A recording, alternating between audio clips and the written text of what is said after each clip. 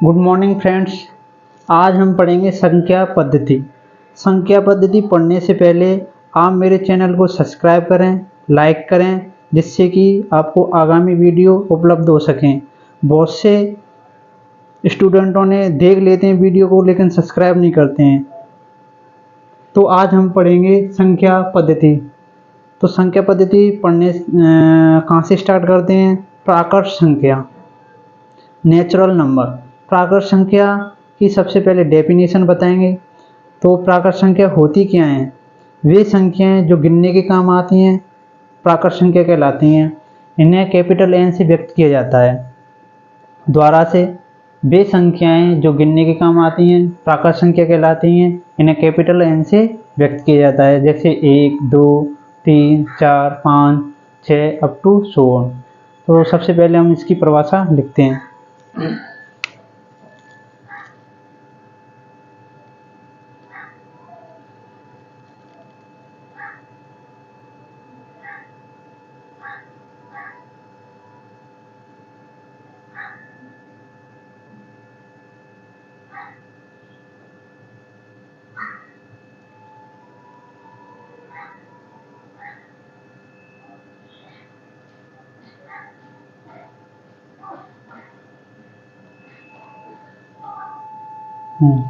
वे संख्याएं जो गिनने के काम आती हैं प्राकृत संख्या कहलाती हैं। उन्हें कैपिटल एन से व्यक्त किया जाता है, जैसे वे संख्याएं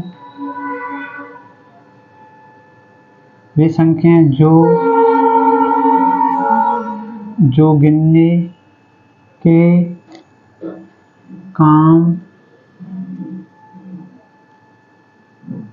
गिनने के काम आती हैं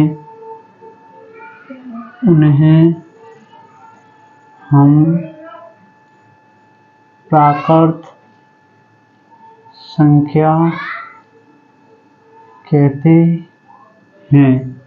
वे संख्याएं जो गिनने के काम आती हैं उन्हें प्राकृत संख्या कहते हैं।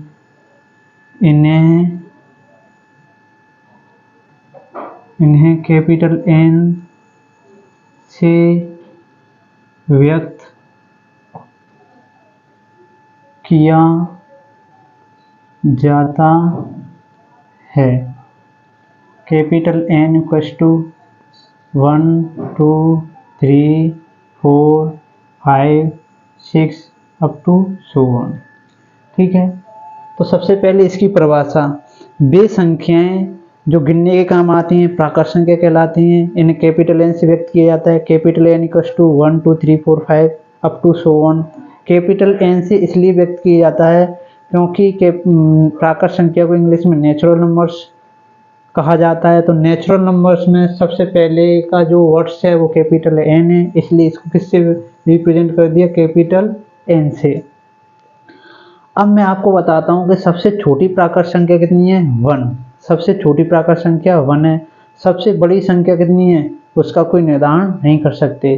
क्यों नहीं निर्धारण कर सकते? क्योंकि एक स्टूडेंट ने बताया कि सबसे बड़ी प्राकृत संख्या कितनी है? 1 लाख है। अगले ने बता दी 1 लाख 1। अगले ने बता दिया कितनी? 1 करोड़ है। उसने बोल दिया 1 करोड़ 1। अगले ने बता दिया 1 अरब है। अगले ने फिर किसी और से पूछा, उसने बताया कि 1 अरब 1 है। तो ऐसे संख्या चलती जाएंगी, तो उसका हम निर्धारण नहीं कर सकते। तो फिर एक स्टूडेंट ने पूछा कि सर अनंत क्या होता है?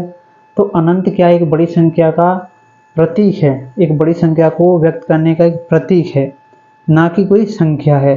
ठीक है, तो हम यहाँ पर लिखेंगे सबसे छोटी प्राकृत संख्या। सबसे छोटी प्राकृत संख्या कितनी है बताओ? 1। सबसे बड़ी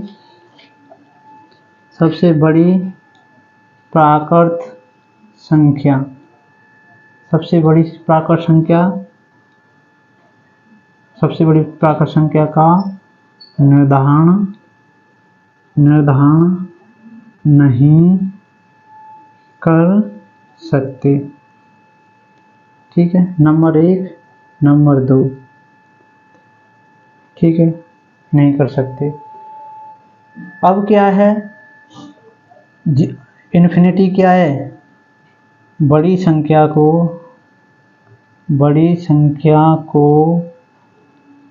व्यक्त करने का बड़ी संख्या को व्यक्त करने का प्रतीक है, ना कि कोई संख्या ना कि कोई संख्या।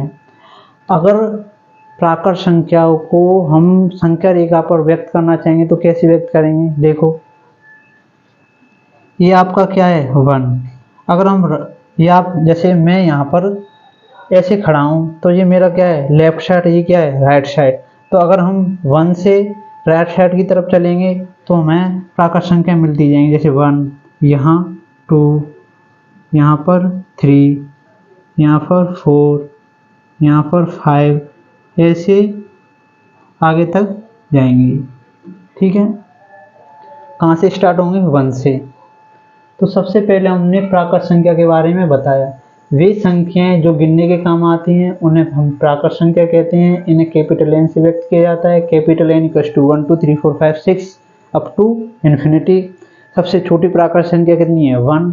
सबसे बड़ी प्राकृत संख्या का हम निर्धारण नहीं कर सकते।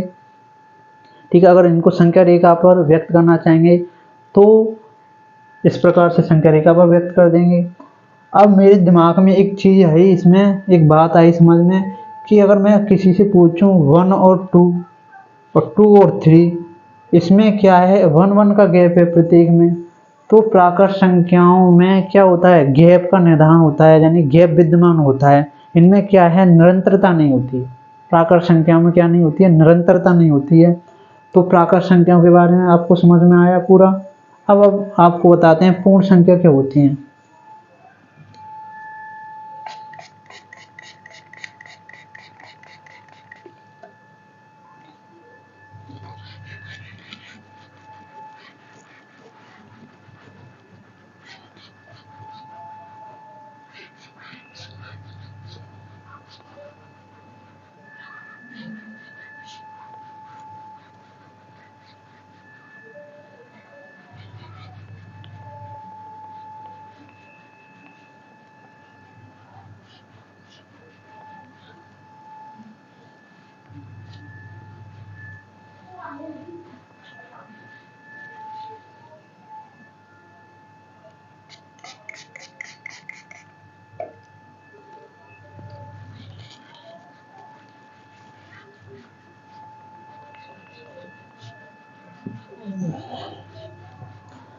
भाई चैनल को सब्सक्राइब ना भूलें, चैनल को जरूर सब्सक्राइब करें, उसके बिना काम नहीं चलेगा।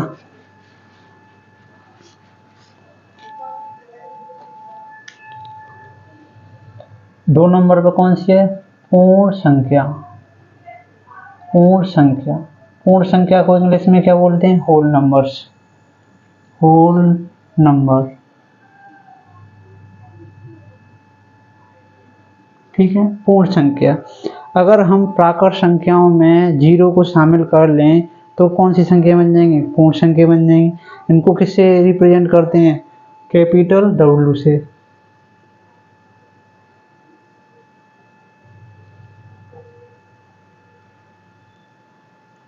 W से व्यक्त किया जाता है। पूर्ण संख्या द्वारा से सुनो, पूर्ण संख्याएं में हम क्या करेंगे, प्राकृत संख्याओं में अगर हम 0 को शामिल कर लेंगे तो क्या बन जाएंगे, पूर्ण संख्या बन जाएंगी। जैसे W बराबर 0 1 2 3 4 अप टू आगे तक जाएगा। और सबसे छोटी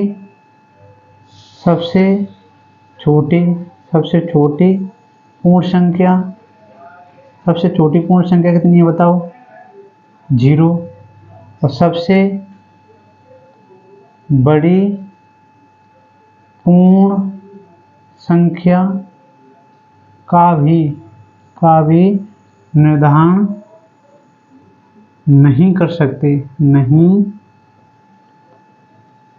कर सकते। सबसे पहले क्या है, परिभाषा देखो।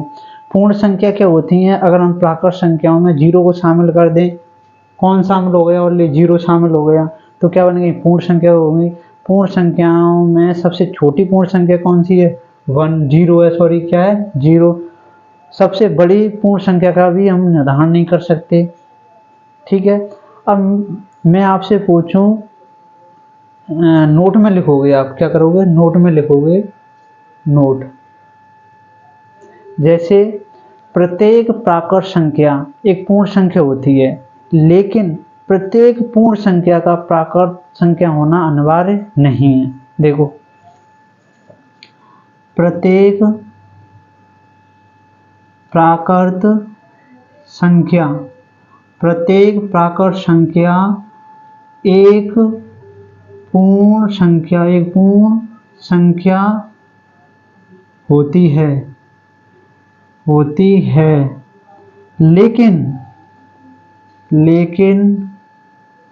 प्रत्येक पूर्ण संख्या का, प्रत्येक पूर्ण संख्या का प्राकृत संख्या होना अनिवार्य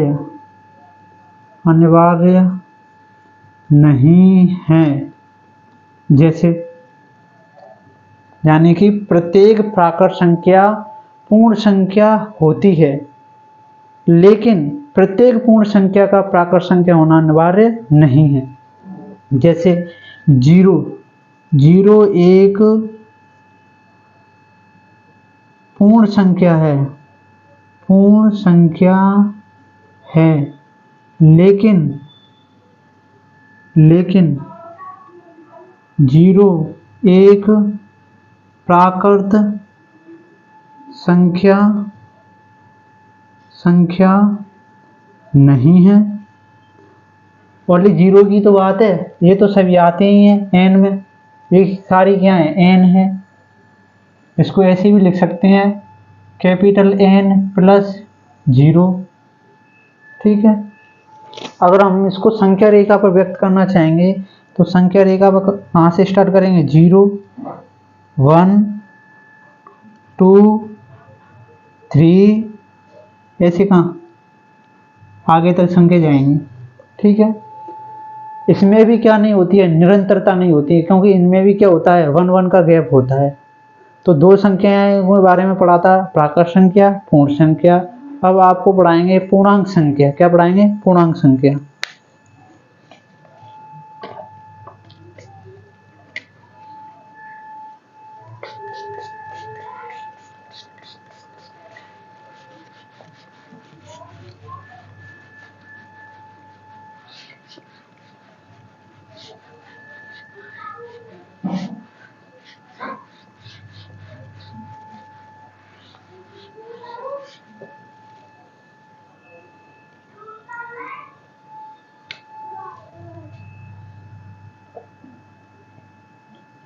पूर्णांक संख्या, पूर्णांक संख्या,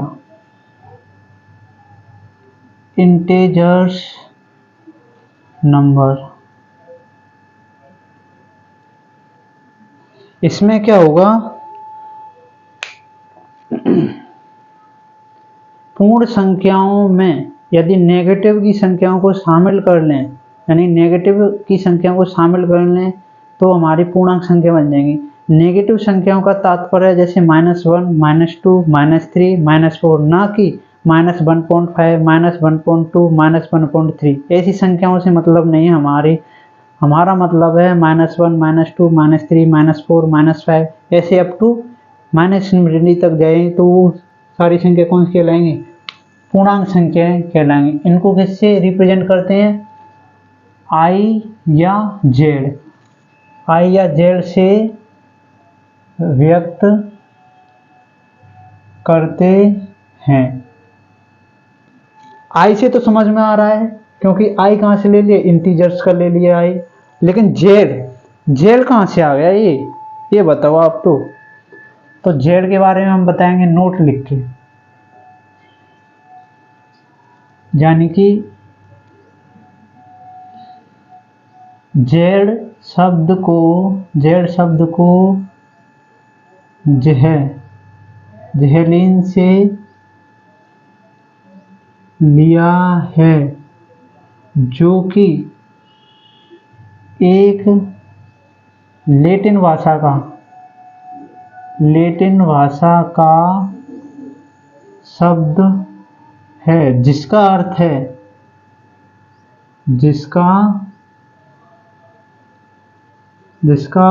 है गिनना। क्या अर्थ है? गिनना। तथा जेहेल का अर्थ संख्या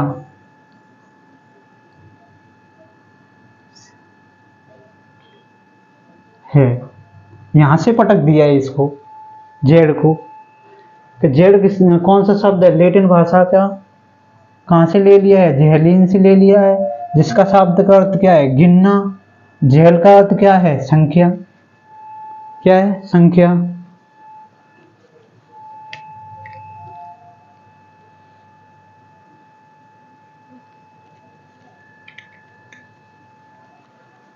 जैसे देखो, तो आई या जेड इससे रिप्रेजेंट कर दिया इसको। तो इसको दो तरह से लिख सकते हैं, 0 +-1 +-2 +-3 +-4 अप टू सो ऑन। ठीक है। या फिर इसको ऐसे भी लिख सकते हैं, आई या जेड इक्वल्स टू, ये नेगेटिव वाली संख्याएं -3 -2 -1 0 1 2 3 ऐसे भी लिख सकते हैं। अगर इसको संख्या रेखा पर रिप्रेजेंट करना हो तो कैसे रिप्रेजेंट करेंगे? जैसे ये आपकी क्या है? संख्या है। एक ये क्या है? संख्या रेखा है। ठीक है। यहाँ मैंने पॉइंट लगा दिया, सपोज ये 0 का है, तो अगर राइट साइड में चलेंगे तो पॉजिटिव नंबर्स आएंगे 1 2 3। ठीक है। अगर लेफ्ट साइड की तरफ चलेंगे तो नेगेटिव वाले नंबर्स आएंगे।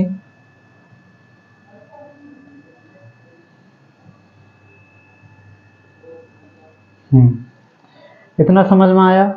दोबारा से रिपीट करता हूँ। पूर्णांक संख्या, अगर पूर्ण संख्याओं में हम नेगेटिव संख्याओं को शामिल करने, नेगेटिव संख्याओं का तात्पर्य है जैसे -1 -2 -3, ना कि -1.5 -1.2 ऐसी संख्याओं से ना होकर -1 -2 -3 आदि को शामिल कर लें, तो हमारी कौन सी संख्या बन जाती है? पूर्णांक संख्या बन जाती है। पूर्णांक संख्या को संख्या रेखा पर इस प्रकार से व्यक्त किया जाता है, अगर 0 के राइट साइड में चलते हैं तो पॉजिटिव नंबर आएंगे, अगर 0 से लेफ्ट साइड की तरफ चलेंगे तो नेगेटिव इंटीजर्स आएंगे। यहाँ पर इसको रिप्रेजेंट किससे करते हैं? आई और जेड से। अभी और बताते हैं इसके बारे में।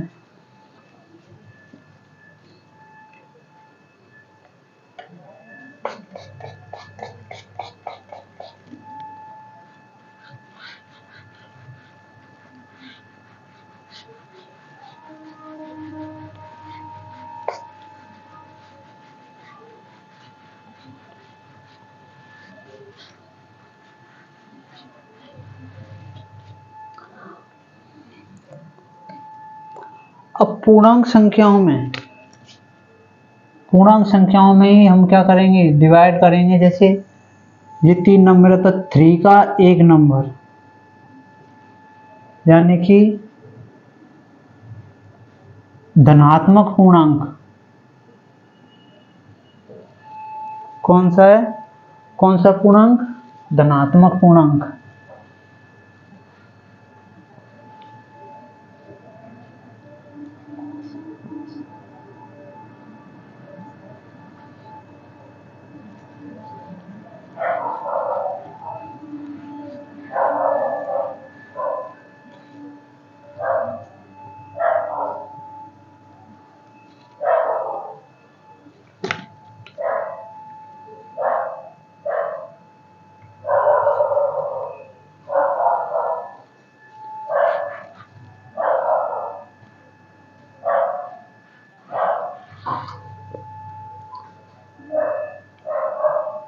नंबर 1 धनात्मक पूर्णांक,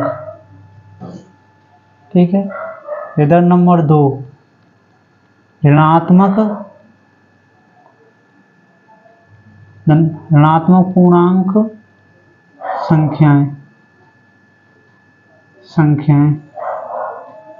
संख्याएं, यानी कि पॉजिटिव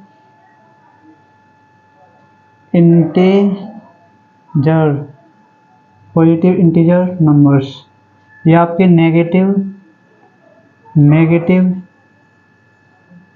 इंटीजर्स, ठीक है।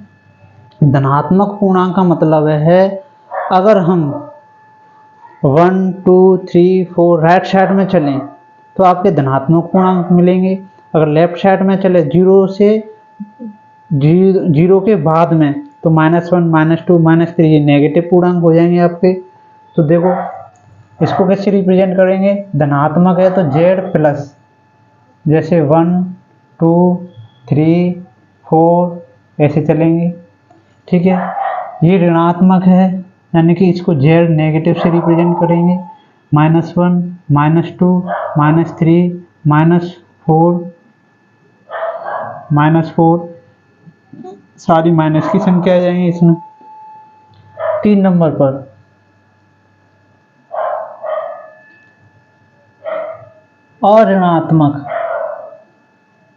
अऋणात्मक पूर्णांक संख्याएं, कहीं से भी बार क्वेश्चन नहीं जाएगा, ये पढ़ लिया तो आपने। अधनात्मक पूर्णांक संख्याएं। हाँ प्रकांत समझ में आ रहा है, ठीक है। इसको बोलेंगे नॉन नेगेटिव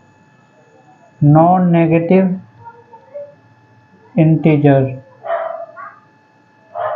इनको बोलेंगे नॉन पॉजिटिव इंटीजर्स, ठीक है। Non negative integers. अब किसी के दिमाग में आ रहा होगा सर 0 का क्या होगा, तो 0 ना तो धनात्मक है ना ऋणात्मक है। अब इसने पूछा है नॉन नेगेटिव इंटीजर्स, यानी कि सारे पॉजिटिव के होने चाहिए। कैसे होने चाहिए, पॉजिटिव होने चाहिए।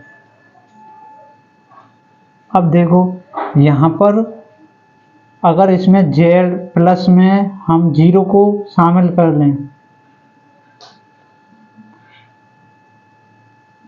जैसे 0 1 2 3 4, ये आपके क्या हो जाएंगे, नॉन नेगेटिव इंटीजर्स। यहाँ पर Z नेगेटिव में अगर हम 0 को शामिल कर लें तो क्या बने, 0 -1 -2 -3, ये सारी संख्या आ जाएंगी, ठीक है। Number 5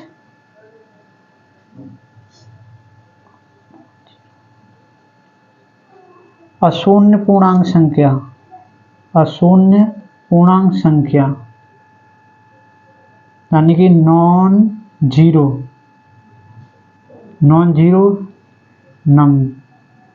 integers.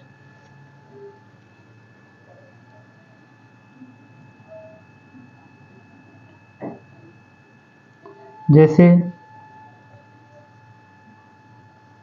इसको रिप्रेजेंट करेंगे Z0 से, +-1 +-2 +-3 अप टू सो ऑन। इसको ऐसे भी रिप्रेजेंट कर सकते हैं।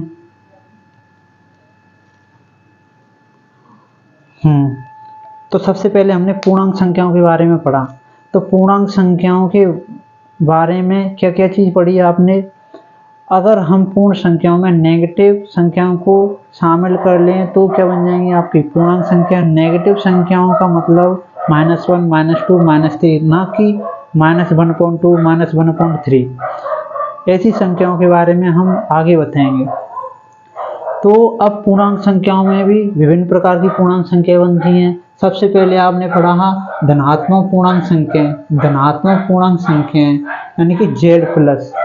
पॉजिटिव इंटीजर्स नंबर यानी इसमें कौन सी सारी संख्या आ जाएंगी, धनात्मक की फिर दूसरे नंबर पर नेगेटिव इंटीजर्स, क्या है, नेगेटिव इंटीजर्स, नेगेटिव इंटीजर्स। इसमें सारी संख्या कौन सी आ जाएंगी, नेगेटिव की। इसको रिप्रेजेंट कैसे करेंगे, जेड माइनस से। फिर तीसरे नंबर पर अऋणात्मक पूर्णांक संख्या, यानी कि नॉन नेगेटिव, कैसी, नॉन नेगेटिव इंटीजर्स, यानी कि जेड प्लस में अगर जीरो को क्या कर लें, शामिल कर लें, तो क्या बन जाएंगी, नॉन नेगेटिव इंटीजर्स। अब नॉन पॉजिटिव इंटीजर यानी कि अधनात्मक, नॉन यानी कि नॉन पॉजिटिव इंटीजर अधनात्मक पूर्णांक संख्या, यानी कि इसमें क्या करें, नेगेटिव वाली संख्या में जीरो को शामिल कर लेंगे। नंबर 5 में कौन सी है, अशून्य पूर्णांक संख्या, नॉन जीरो इंटीजर्स, जैसे Z zero equal two plus minus 1, इसमें से जीरो को हटा देंगे, क्या है, जीरो को हटा देंगे।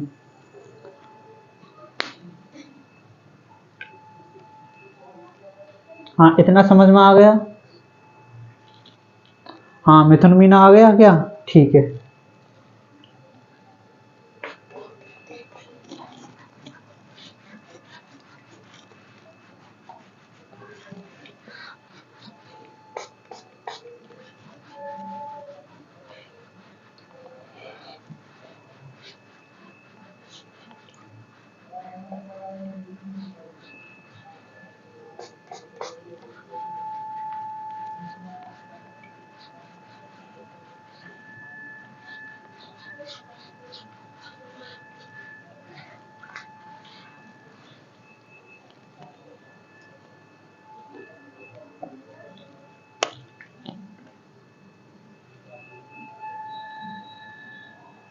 आपकी प्राकृत संख्या हो गई, पूर्ण संख्या हो गई, पूर्णांक संख्या हो गई, ठीक है।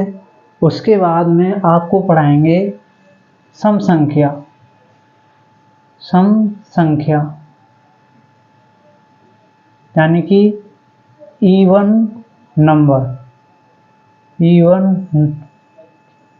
सम संख्याएं, इवन नंबर्स, ठीक है। दूसरी तरफ है सम पूर्णांक, सम पूर्णांक, इवन इंटीजर्स, इवन इंटीजर्स। अब इसमें दोनों में डिफरेंस है, क्या है, दोनों में अंतर है। सम संख्याएं कौन सी होती हैं और सम पूर्णांक कौन से होते हैं, यानी कि वे संख्याएं जिनमें दो का भाग पूरी बार जाता है, तो वो कौन सी संख्या कहलाती हैं, सम संख्या कहलाती हैं। जैसे इसमें क्या होगा, वे संख्याएं जिनमें दो का पूरा भाग जाता है सम संख्या कहलाती हैं, सम संख्याएं कहलाती हैं, ठीक है। जैसे एग्जाम्पल, अब जीरो में दो का भाग जा रहा है, ठीक है, सॉरी नहीं, 2 वो पूर्णांक में आएगा, 2 4 6 8 10, इस प्रकार की संख्या सारी कैसी हैं, सम संख्याएं। अब सम पूर्णांक, तो वे यानी वे पूर्णांक, इसमें क्या आएंगे, वे पूर्णांक जिनमें दो का पूरा भाग जाता है, समपूर्णांक कहलाते हैं, समपूर्णांक कहलाते हैं। जैसे एग्जाम्पल, जीरो में दो का भाग जा रहा है, हाँ। उसके बाद में प्लस माइनस 2 प्लस माइनस 4, यानी प्लस के दो भी और माइनस के दो भी, प्लस के 4 भी माइनस के 4 भी, प्लस माइनस 6, ऐसे आगे तक जाएंगी, ठीक है। अब आएंगी विषम संख्याएं, विषम संख्याएं और नंबर, इधर आएगा विषम पूर्णांक, विषम पूर्णांक, विषम पूर्णांक यानी कि ऑड इंटीजर्स। ठीक है, विषम संख्या क्या होंगी? वे संख्याएं जिनमें 2 का पूरी बार भाग नहीं जाता है, जैसे इनमें 2 का भाग पूरा नहीं जाता है। जैसे एग्जाम्पल 1 3 1 3 5 7 9 11 ऐसे आगे तक। विषम पूर्णांक, विषम पूर्णांक में क्या जाएंगे? यानी कि वे पूर्णांक जिनमें 2 का पूरा भाग नहीं जाता है। एग्जाम्पल प्लस के 1 माइनस के 1 प्लस के 2 माइनस के 2 प्लस के 3 माइनस के 3 प्लस के 5 माइनस के 5 ऐसे आगे तक जाएंगे।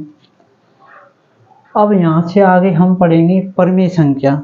तो परमेय संख्याओं को एक डिटेल मेथड से अगली वीडियो के माध्यम से पढ़ाएंगे। तो मैं जो आज का पढ़ाया गया उसको रिपीट करता हूँ। संख्या पद्धति में हमने आज प्राकृत संख्याओं के बारे में पढ़ा। वे संख्या जो गिनने के काम आती हैं प्राकृत संख्या कहलाती हैं। इनको कैपिटल N से व्यक्त करते हैं। सबसे छोटी प्राकृत संख्या कितनी होती है? 1। सबसे बड़ी प्राकृत संख्या का निर्धारण नहीं कर सकते। उसके बाद हमने पूर्ण संख्या पढ़ी। पूर्ण संख्या कैसे बनती है? अगर प्राकृत संख्याओं में हमने 0 को शामिल कर दिया तो पूर्ण संख्या बन जाएंगी। सबसे छोटी पूर्ण संख्या 0 होती है। सबसे बड़ी पूर्ण संख्या का निर्धारण नहीं कर सकते। अगर इसको कैपिटल W से व्यक्त किया जाता है, क्योंकि पूर्ण संख्या को होल नंबर्स बोलते हैं। एक बच्चे ने ये बताया था कि सर सबसे बड़ी संख्या तो इन्फिनिटी है।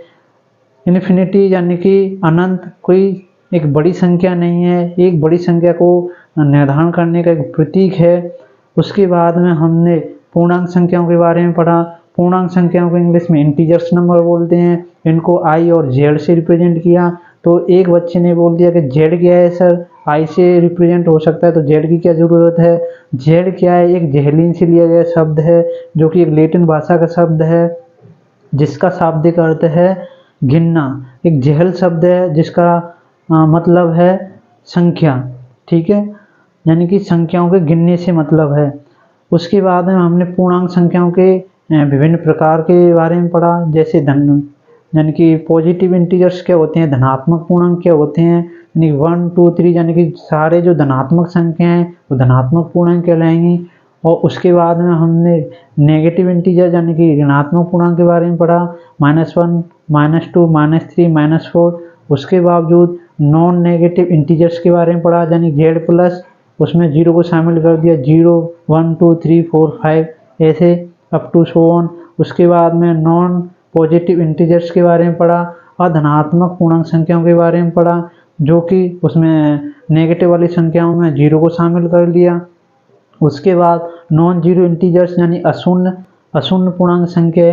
अशून्य पूर्णांक संख्याओं में क्या किया हमने? 0 को हटा दिया। इसको रिप्रेजेंट किससे किया? Z0 से रिप्रेजेंट किया। उसके बाद में हमने सम संख्याओं के बारे में पढ़ा। वे संख्याएं जिनमें 2 का पूरी तरह भाग जाता है वो सम संख्या कहलाती हैं।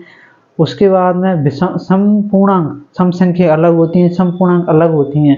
यानी कि सम संख्याएं तो वे संख्याएं जिनमें 2 का पूरी तरह से भाग जाता है, जैसे 2 4 6 8।